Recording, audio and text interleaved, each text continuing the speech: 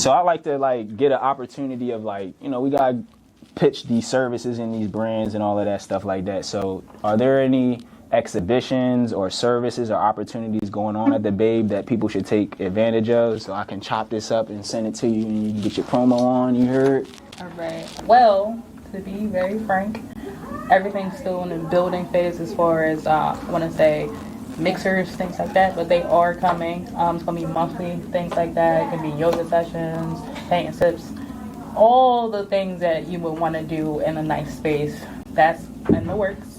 So definitely keep an eye out for that. Stay tuned. But as far as the venue affairs go, any kind of venue you got, venue idea, it can be, let's say, birthday joint, it can be listening party, it can be art, you want to showcase your new product, everything like that. It's open. Just make sure that you contact me directly through either the Instagram app or through the email, just so we can line out availability. But yeah, all that's going on. Good, John. So like, let's talk about event ownership, right? Because I had a space for a couple years, and when I got the space, my whole thought process, like before I got the lease, before I did anything, my thought process was, all right, I want to learn to be a business owner. I had worked at a Metro, and I had just came out the street, so I had no formal education, and I had just really had my first real job. Prior to that, I worked at like Wendy's or like Foot Locker, so they was just like sales associate or team member jobs. But like, This was a job where I was making what people would call a respectable wage. I was getting my little stock back, whatever. You know what I mean? It was like a real job, right? So I was like, I knew what my exit strategy was. I'm like, all right, I want to make products with creatives, and I want to be able to help them monetize and change the industry model for artists and creatives. This has been my dream since I'm like 24 years old. So after I was ready to, actually I got fired from Metro, but I had the idea of like what I was going to do before I got fired, and it was like, if I get a space, if I go to college to learn business, I'll spend $40,000-$50,000, and I'm gonna leave with an associate's degree from a good college and a bachelor's degree from like maybe not an all right college. Right. If I go into this business and it costs me $15,000 a year, and I spend 3 years in there, that's the same $40,000-$50,000, and I get the hands-on experience along with it, and I could fuck around and get a bag, or at least diminish the cost of getting that education, right? So let's say I go in there and we make $45,000 off them 3 years, and I break even. That's better than going to college. So that's how I looked at it. And so that's what I walked away from that experience. And I'll fill in the gaps of my experiences. But like, why did you get a space? Primarily, I got the space originally so I can have a space for myself. Like, so creative, but all that creative shit, to put it bluntly, can take up space. It's like, yo, if I'm doing photography, I'm making clothes, drawing, painting, like I can't do all that shit in the living room. Like it just becomes really tight. You can't really get into the like mindset that you want to get into. I know a lot of people, they have to be in an actual like office type space or business type space to even think on that level. And that was me. Like I can't just hop out of bed and be like, oh, I'm about to just paint for 2 hours. You know, I'm just going to do day-to-day stuff. So I was like, by the end, like when I first saw for one, I was like, all right, I want to get a space. I'm going to get a space within 2 months. I was looking, and I got a space within 2 months. And that's solely off of just faith. And then also just doing a due diligence. Like I was like, had many different spaces I went to, looked through. I'm just like, I don't know, it's all right, but I don't like the parking. Oh, it's all right, but I don't like the lady. Like, you know, situations like that. But then I found the one, and I was like, yeah, I can really do something with this. And I was there for, this is like my 3rd year, actually 3.5. And I had one original space within the space at first, and it worked. But then the other space opened up, and I was like, yo, I can see the future game for here. Like, I gotta hop on this while I can, because so many things could come off of this. And I did. And now it turned into like so many different things just off of making that one move. So when you see the opportunity, definitely jump on it, or do your best to try to collaborate, everything you need to do. But I'm going to tell you, I never seen myself making a venue out of it. I thought it was totally going to be just for photography and art. So that was like on the back end. Like after I got it going and I staged it, I was like, this is a good joint. Like, I like being here. I like having little gatherings and stuff here. Like, I'm sure other people would. And as I bring more people within my space, that's the first thing they would say. And I'm like, then it must be something I need to do. You know? So, yeah, you just said that, it hit me too, because I'm like, when I got my space, it was literally like, all right, I'm going to just aim to like rent it out to other people and maybe throw some events because that's, you know, what I want to do.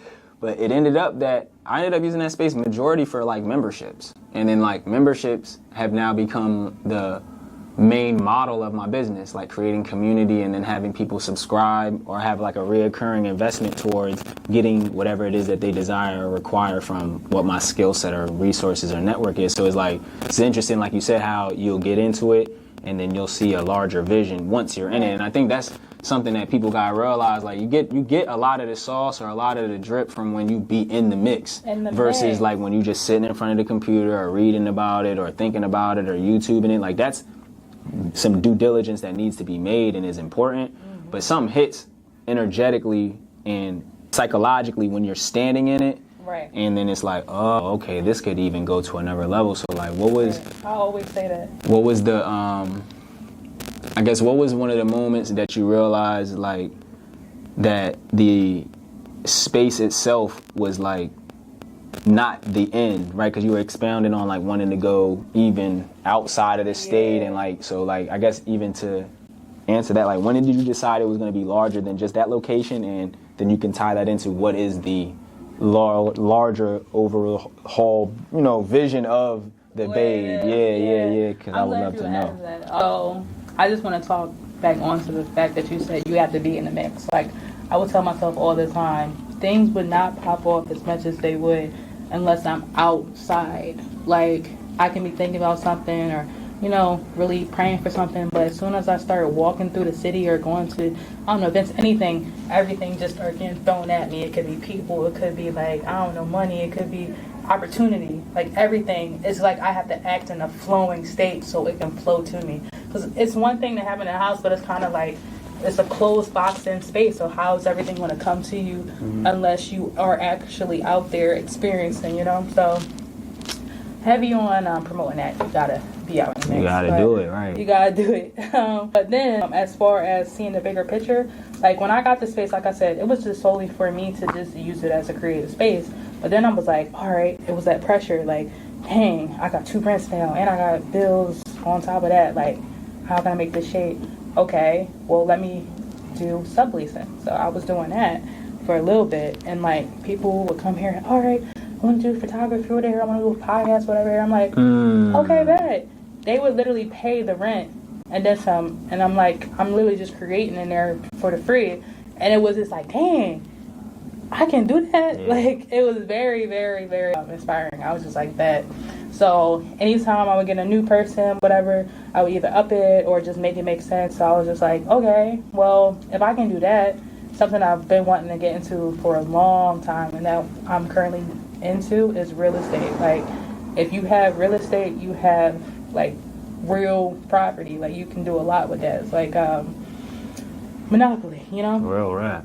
So I was like, okay, it's one thing to have this and sublease it, but the future goal is to have multiple properties and have them make money. Like, I'm paying for it, but how can I make this space make me money in so many different ways? So I got into like Airbnb for business, peer space, all that kind of stuff. And I'm like, okay, if I can do that within one space, why not have many spaces? Then I have many sources of income. So future-wise, I'm like, I like to do interior design. So if I set it up one way, this would be the hub. But if I say, let's want to go to Arizona, then I have a space out in Arizona. North Carolina, I have a space out there. And they'll be primarily based on the same type of culture, but they'll be staged differently. And they have different, like, services provided. Like, I'm just going to spill the tea. Something I want to work on for the future is having a Babe boutique, but also having it be like a / creative space, but within that, like, have a, like, daily or nightly bar, you know, things like that. So like it'd be multiple rooms within it, so you can go in the back room. It's like, well, this is like the whole lounge aspect, like high upscale lounge. But then I got the actual store that I can do from like, you know, morning to mid afternoon. I have to buy you something, go right back downstairs. You want to switch shirts or something? That's right? what I'm saying, you know. And I'm like, if I can have all those, basically, if the income's coming right, I'll just pay people to assume the position. And like, you know, you work this store, you work this front, that. But I want to basically take that, have different spaces. I want to be like Babe International, but I also want to travel so I can do like pop-up shops. So let's say if I had like a big ass bus or a van or something, I want to have that van decked out to Babe style, but also sell things on the road and also collect things as I'm going state to state. I call some thrifting shit. Yeah, that's funny. That's like, I'm never even. Yeah, I mean, yeah, that's uniquely, divinely gifted to you. Like God put that one on your spirit. I've never even heard of that before. Somebody create an experience, thrifting road tours, the Babe in the desert. You heard? Yeah. The desert babe. You heard? You know what I'm saying? Yeah. It's different. So I like to end these talks with like what I like to call. I made up a word. It's called Instagrammable. Oh, yeah, that sounds like it's already a word. They ain't get it yet. I got it. I put my hand on it. Yeah. You heard? But it's like, you know what I mean? Like, so I like to create those Instagrammable moments where it's like 3 steps to do this and that. And how do you get your this before that? So it's like, I like doing that, right? So you mentioned 3 things that I want to help the audience walk away with. So what are some tips, some advices, or some things you would tell someone who wants to start styling themselves or the people around them? Okay. Definitely find out what your particular style is, because some people get dressed but they don't really know why they're getting dressed or why they like the things that they like. So I would say take everything out your closet. If it's a lot, do it by pieces, because I know how that can be. That's a service I provide, organization. But anywho, take out what you have, and if it's something that you ain't wear in a couple years, donate it, try to sell it, something like that, just so you can offer more space for your closet.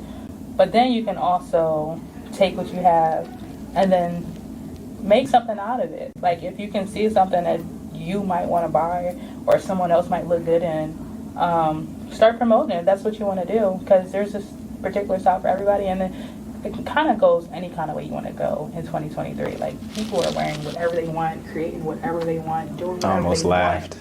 Like, I almost laughed. That's crazy. you can laugh. No, you can do whatever you want. So it's like no stops. So if you feel like, what is a good joint, just take a couple photos of it. Make sure they look good. You know, you got a good contrast, coloring, all that. Full shot. If you have people that, you know, might want some help, reach out. But always create a plan. Anything you do, create a plan.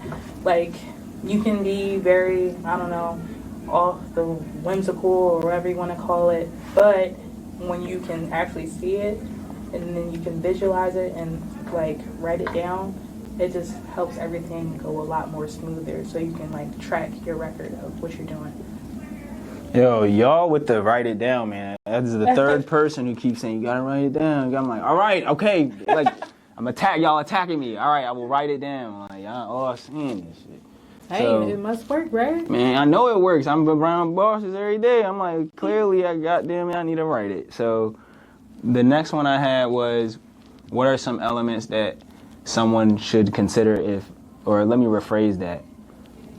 How do you know you need an event space, right? And keywords need, because I'm a firm believer everybody don't need one. So like, what are some things that you need to consider that like let you know like, I need an event space now? Like, what are some of the key elements that you think of?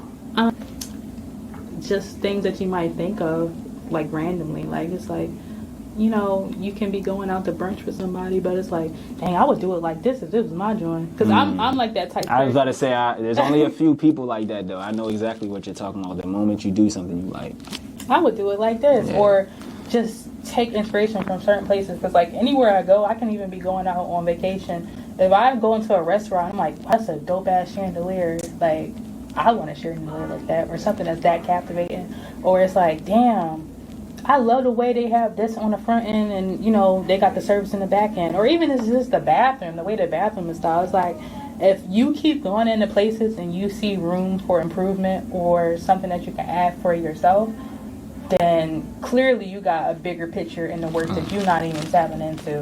And then also just being that people person, like if you're personable or if you always find yourself kind of being life of the party or something like that, like you don't have to be, but it kind of helps because it's easier for you to build more people onto something that you already want to like get going. So if you are already in the mix, it's kind of like you might as well, right?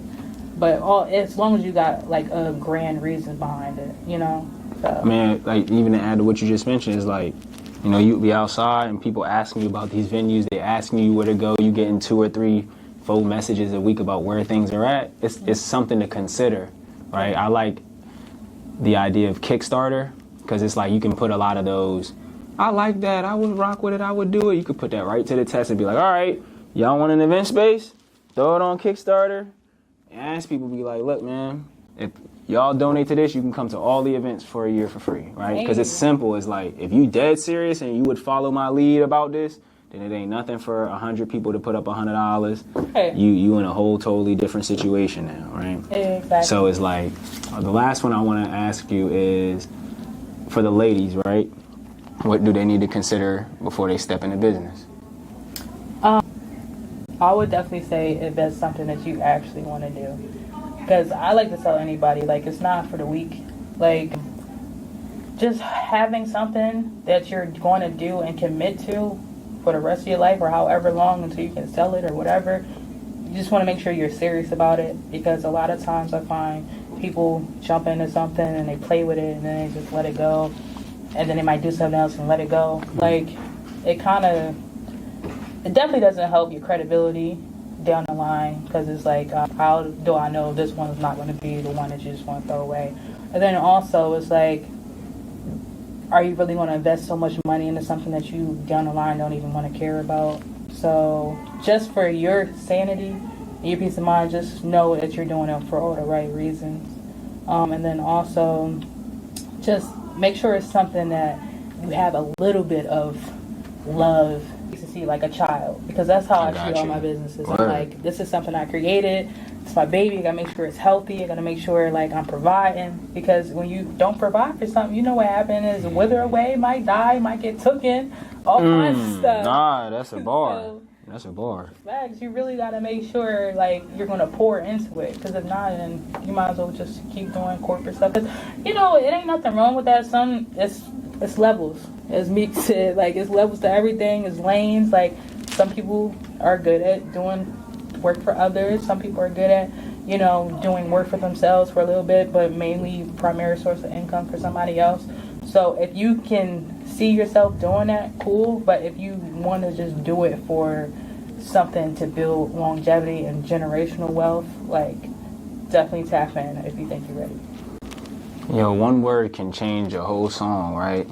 It's lanes to this shit. It doesn't even sound right. Yo. It's levels to this shit, right? It hits so different. It's lanes to this shit. Like, what? Go away. All right, so